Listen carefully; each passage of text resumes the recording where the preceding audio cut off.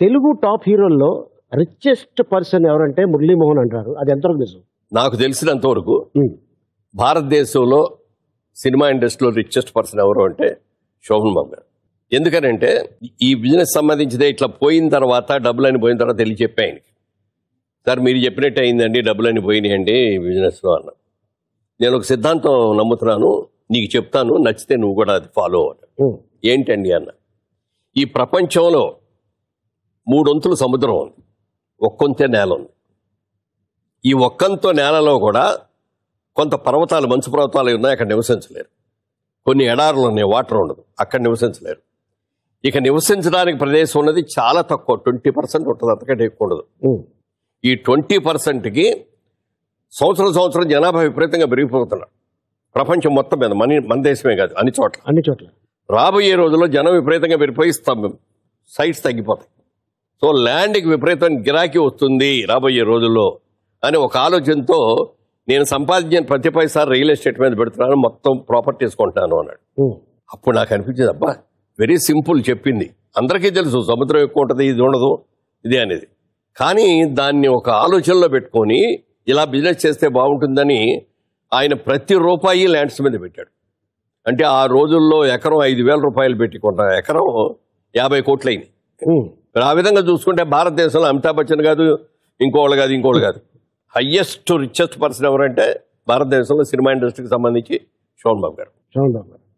So అదే follow అయ్యారు మీరు కూడా? దాన్ని ఫాలో అయ్యాను. అది చెప్పిన తర్వాత అది నాకు నచ్చింది. హైదరాబాద్ కూడా వచ్చాం కదా, బిజినెస్ చేద్దామని అనుకుంటే ఫ్రెండ్స్, నీలాంటి ఫ్రెండ్స్ అందరూ వచ్చేసి, మురళీమోహన్ గారు మీకు చాలా మంచి పేరు ఉంది, మీరు వచ్చి ఈ రియల్ ఎస్టేట్లో కనుక దిగారు అంటే ఇది అందులో మోసాలు, రౌడీయిజంలు చాలా ఉంటాయండి, మీ మెంటాలిటీ కుదరదు, బ్యాడ్ డేమ్ వస్తుందండి అన్నారు. నేను ఒక్క మాట చెప్పాను, సార్ కాయిన్కి రూపాయికి ఒక పక్కే చూస్తున్నారు, నేను రెండో పక్క చూస్తాను. మీరు బొరుసు చూస్తున్నారు, నేను బొమ్మను చూస్తున్నాను.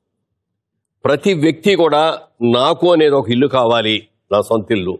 అది పూరి గుడిసి కావచ్చు, లేకపోతే డాబా కావచ్చు, మేడ కావచ్చు, భవంతి కావచ్చు, ఇది నాది అని అనుకుని మడత మంచం మీద బయట వేసుకొని చెట్టు కింద పడుకున్న అదొక ఆత్మసంతృప్తి, ప్రతివాడి కళ. అలాంటి కళను నిజం చేసేటువంటి వ్యాపారం ఇది. అందుకని మనం నీతిగా, నిజాయితీగా, ఎక్కడ ఏ విధమైన తప్పులు చేయకుండా, మనం నమ్మి వచ్చేవాడు ఎవడో కూడా ఒక రూపాయి నష్టపోకుండా ఉండేటట్టుగా చెయ్యాలి అని ఒక నిర్ణయం తీసుకొని ఆ రోజున అందరితో అదే అన్న, రియల్ ఎస్టేట్ అంటే ఇలా కూడా చెయ్యొచ్చు అనేది ఒక నిరూపిస్తానని నేను ఛాలెంజ్గా తీసుకుంటానని చెప్పి ఆ రోజున ఒక ఛాలెంజ్గా చేశాను. నువ్వు నిన్ను అడుగుతున్నావు కానీ నువ్వు కూడా రియల్ ఎస్టేట్ మీద ఎంత పెట్టుబడి పెట్టావో, ఎన్ని కొన్నావో నాకు అన్నీ తెలుసు. నేను మిమ్మల్ని ఫాలో అవుతున్నాను అదే కదా, మీరు కూడా ఫాలో అవ్వండమ్మా, నేను చెప్పింది చాలా కరెక్ట్. ఇది అవకాశం ఉంటే మీ దగ్గర వాళ్ళని డబ్బులు ఉండవు, వాళ్ళ జీవితంలో ఇప్పుడే పైకి వస్తున్నారు. మీరు ఎక్కడో చోట మీరున్న సేవింగ్స్ నుంచి ఫస్ట్ ఒక ల్యాండ్ ఎక్కడో చోట ఒక 100 గజాలు, 200 గజాలు, 500 గజాలు మీ కెపాసిటీని బట్టి కొనుక్కోండి. మీరు ఇల్లు కట్టుకునేటప్పుడు కట్టుకోవచ్చు, అది ఇవాళే కొనుక్కున్నా ఇవాళే ఇల్లు కట్టాలని లేదు. ఒక 20 ఏళ్ళు అయిన తర్వాత చూస్తే అదే 10 రెట్లు 100 రెట్లు పెరుగుతుంది. సరే, నేను